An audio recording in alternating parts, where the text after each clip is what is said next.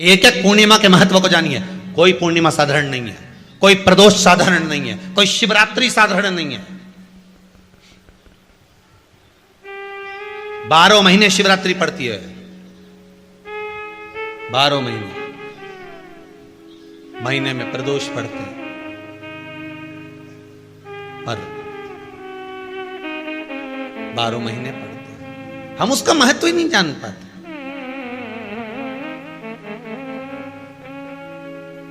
कौन से प्रदोष पर क्या करना है, कौन सी पूर्णिमा को क्या धारण करना है, कौन सी शिवरात्रि पर। कई लोगों को तो यहां तक नहीं मालूम था कि भाई श्रावण के महीने में भी शिवरात्रि आती है। वो तो बस लोगों के कि शिवरात्रि का पूजन हुआ, तो उसका स्मरण क्यों छोड़े हम।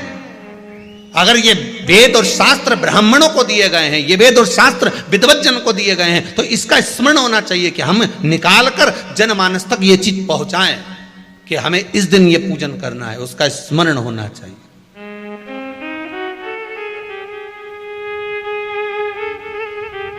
और वो सुख देने वाला।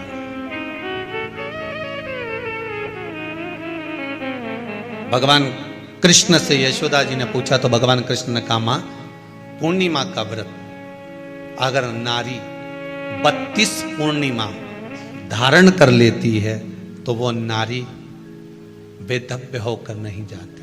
पर आप लोग व्रत जो करते हो ना, जो भी व्रत आप लोग उठाते हो, सोमवार का व्रत जैसे किसी माता जी ने उठा लिया और वो उठाने के बाद, हम तो शादी नहीं हुई थी ना जब भी सोमवार व्रत करते थे, अब शादी हो गई अभी भी हम सोमवार का व्रत कर रहे हैं, करे जा रहे हैं, पर उसका कोई उद्यापन नहीं करा, कोई संकल्प नहीं लिया गया कि मैं 5 करूंगी कि 16 करूंगी कि 25 करूंगी कि 31 करूंगी कि 21 करूंगी। इसलिए पूर्णिमा व्रत का विधान में कहा गया कि 32 पूर्णिमा का पहला संकल्प होना चाहिए। उसके बाद आपकी 32 पूरी हो जाए, फिर आप दूसरे और व्रत कर लो, फिर 32 कर लो, फिर 32 कर लो, पर उसमें पूर्णता का भाव। अभी तक किसी के सोमवार और गुरुवार और शुक्रवार के व्रत ही पूर्ण नहीं हुआ, अभी तक चल रहा है, अभी तक चल रहे हैं। हम तो सोमवार का व्रत करते हैं, हम तो शनिवार करते हैं। अब शनिवार करते करते 4 साल हो गए, 6 साल हो गए, 5 साल हो गए। भगवान को तो थोड़ा बहुत कुछ खिला पिला के उनको एक बार तो विश्राम दे। गाड़ी भी चले नहीं तो इंदौर से चली तो बीच में कहीं तो रोकोगा। अरे बोलो तो सही, इंदौर से चली 200 किलोमीटर दूर कि चलने, मैं सीहोर जा रही हूँ, कुबेरेश्वर धाम जा रही हूँ, तो 150 किलोमीटर दूर मेरे को इंदौर से जाना है, तो बीच में एक आध जगह तो चाय वाय पियोगे, गाड़ी के भी ठंडा करोगे। 600 किलोमीटर जाना है तो एक जगह तो गाड़ी रोकोगे कि मेरे को गाड़ी रोकना है, थोड़ी देर गाड़ी ठंडी हो जाएगी, गाड़ी में थोड़ा सा आराम लग जाएगा, अपने के भी आराम लग जाएगा, तो भगवान के भी तो थोड़ा बहुत आराम। तो तुम तो लगे सर सोमवार, मंगलवार, शनिवार करते करते बचपन में भी करा, करते करते शादी भी हो गई, बच्चे भी हो गए, अभी तक करे जा रही। एक बार तो थोड़ी गाड़ी को रोक।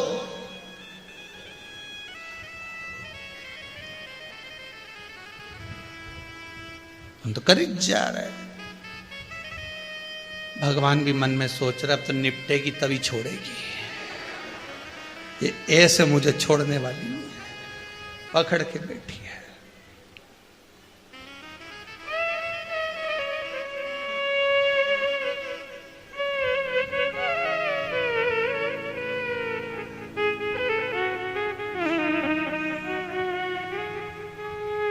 महाराज, कोई भी व्रत आप करो, उस व्रत का एक संकल्प, एक नियम कि मैं इतने व्रत करूंगी, ये मेरा नियम। जैसे नवरात्रि के 9 दिन मैंने करे, व्रत धारण करे, 10वें दिन उसको छोड़ दिया।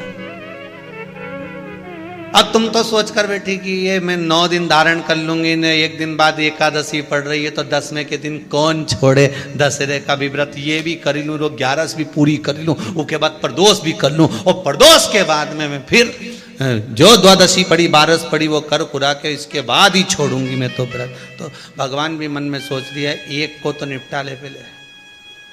जो मामा जी आया है इनके अच्छे से खिला पिला ले। नवरात्रि में देवी जी आई हैं, पहले इनके 9 व्रत पूरे कर पहले इनको विदा कर ले, उसके बाद अगला व्रत कर लेना 11 का, एकादशी का। पर कई चतुर, कई विद्वान बस चालू हुए तो फिर सीधे पूर्णिमा तक ही रोकूंगी, अब तो करे जाऊंगी। थोड़ा सा जिस व्रत को उठाया गया, जिस व्रत का नियम लिया गया है, उस व्रत का प्रदान कर कर फिर उसको थोड़ा सा भाग प्रदान कर कर हमने ये व्रत पूर्ण कर लिए। भगवान हमारा ये व्रत आपकी कृपा से, हे विश्वनाथ, हे शंभु, हे त्रिकालदर्शी, हे कैलाशी, मेरी 26 एकादशी आज पूर्ण आपकी कृपा से हुई है, इसलिए मैं उद्यापन कर रही हूं, आपकी कृपा से कर रही हूं। उसके बाद फिर उठाऊंगी, फिर कर लूंगी, पर आज मैंने पूर्णता का भाव लिया।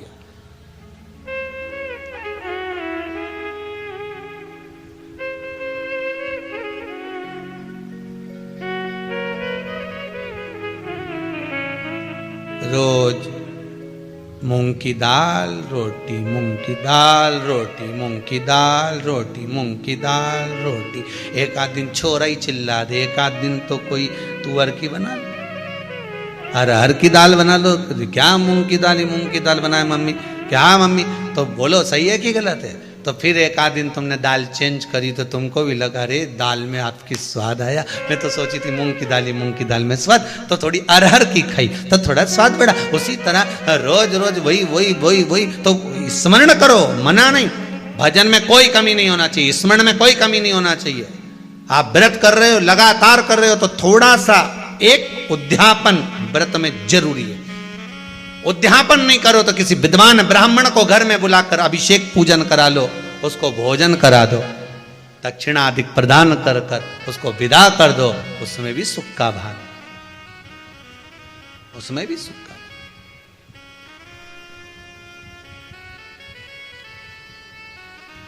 अब कितनी पूर्णिमा? जम के बोल दो, 32 पूर्णिमा। कौन कर रहे हैं? भगवान कृष्ण। किसको कर रहे हैं? माता यशोदा को। यशोदा मैया को कृष्ण ने जो कहा उस पर संशय खड़ा हो गया। जब संशय खड़ा होता है तो व्यक्ति पूछता है, तुम वहां गए थे, तुम्हें कोई फायदा हुआ? संशय जब खड़ा होता है पूछा जाता, किसने ये व्रत धारण किया? तुम्हें कुछ मालूम है? किसका होता है ये व्रत? भगवान कृष्ण ने कहा ये शंकर और पार्वती का व्रत है।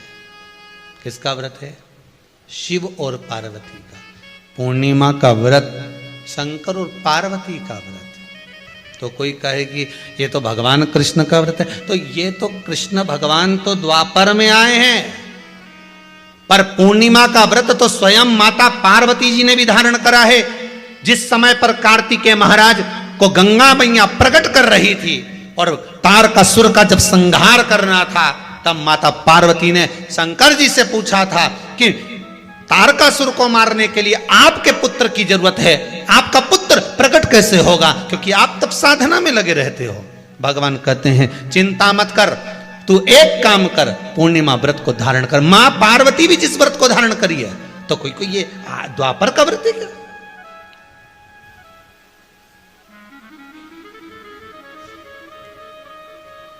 सतयुग का व्रत है क्या? यहां तो नियम निकलते गए, त्रेता का नहीं, सतयुग है। और सतयुग का ना जाने कितने निकल गए, ना जाने कितने द्वापर, ना जाने कितने कलयुग, ना जाने कितने त्रेता युग निकल गए। पुराने चले आ रहे, पुराने।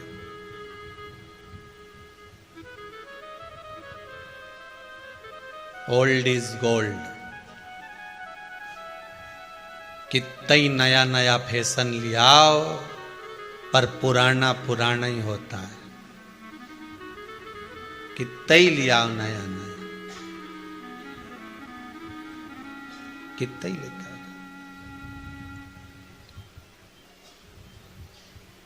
पुराना पुराना ही होता है। कितना ही बाल पे कलर कर लो, पर जड़ से जो निकलेगा वो तो सफेद ही है। बोलो सही है कि गलत है? सही है। तो किसी ने पूछा ये ऊपर का तो काला हो जाएगा, पर जो निकलेगा उसका क्या होगा? तो कि जड़ अगर काली है मतलब जड़ मजबूत है और जड़ में ही वो कलर भर दिया जाए तो जितने निकलेंगे वो सब काले ही निकलेंगे। तो फिर कहा ये जड़ को पकड़ना पड़ेगा। तो बिल्कुल यहाँ तो शास्त्र कह रहा है कि कोई भी अगर आप प्रसंग धारण कर रहे हो, कोई भी आप नियम धारण कर रहे हो, कोई भी आप व्रत धारण कर रहे हो, या आप किसी भी तरह का पुण्य भाग धारण कर रहे हो, तो उसमें जड़ की मूलता होना चाहिए। जड़ कहाँ? केवल पूर्णिमा का व्रत कोई केवल द्वापर का नहीं है, केवल त्रेता का नहीं, ये तो सतयुग के भी आगे का निकलता, ना जाने कितने सतयुग, कितने त्रेता, कितने द्वापर हुए, तब से चला आ रहा।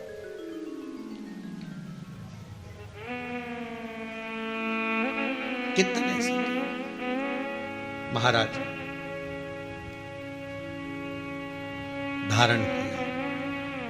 कोई संवाद हो ऐसा? यशोदा मैया कर रही है भगवान कृष्ण से, कोई संवाद ऐसा हो, कोई संवाद।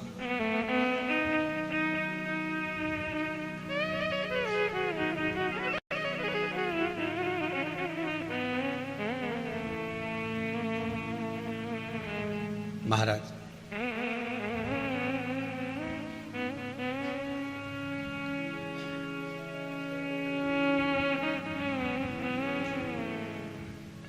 जिनके नयनों में नंबर बढ़ते चले जा रहे हो, चश्मा उतर नहीं रहा हो, दूर का नहीं दिखे, कहीं किसी को पास का नहीं दिखे, रहते हैं।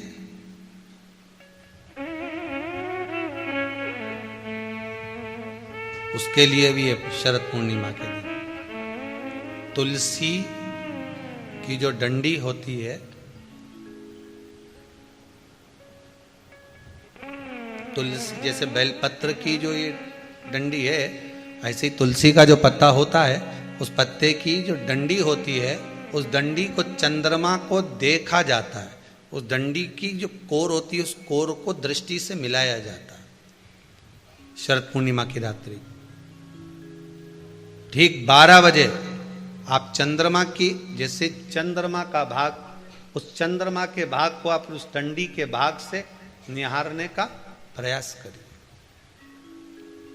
महाराज घर में आइए, घी का दिया लगाइए, उस घी के दीप को लगाने के बाद पूर्णिमा के दिन उस पर एक प्लेट थोड़ी तिरछी कर रख दो, जिससे उसकी कालोच, काई की, उस दीप की, घी के दीप की कालोच उस प्लेट पर आ जाए। थोड़ी सी कालोच ले लीजिए, 5-10 मिनट में आ जाएगी। उसको गाय के घी में मिलाकर आंखों में सुरमा लगाकर रात्रि को सो जाइए। 3 दिन बाद आप महसूस करेंगे कि नेत्र की ज्योति बढ़ना प्रारंभ हो रही है। नेत्र की 2 चीजें बड़ा स्मरण में रखिएगा। एक, वैशाख महीने में मट्टी के पात्र का जल, अभी क्या चल रहा है? फागुन। अभी क्या चल रहा है? फागुन। जब वैशाख का महीना आए ना,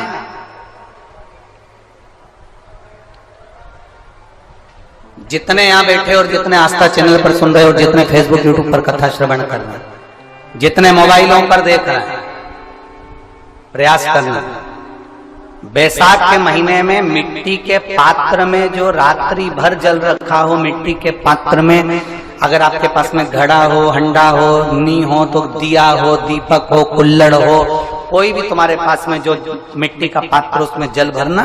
वो जल वैशाख के महीने की किसी भी सोमवार के दिन, किसी भी सोमवार के दिन, वैशाख महीने में, या किसी प्रदोष के दिन, या वैशाख महीने के शिवरात्रि के दिन, वो मिट्टी के पात्र का जल अपने घर के प्रत्येक व्यक्ति का स्पर्श कराकर उस मिट्टी के पात्र के जल को तांबे के पात्र में डाल लीजिए और घर के प्रत्येक व्यक्ति का स्पर्श करा लीजिए और शंकर भगवान पर कुंडकेश्वर महादेव के नाम से समर्पित करिए। कुंडकेश्वर महादेव।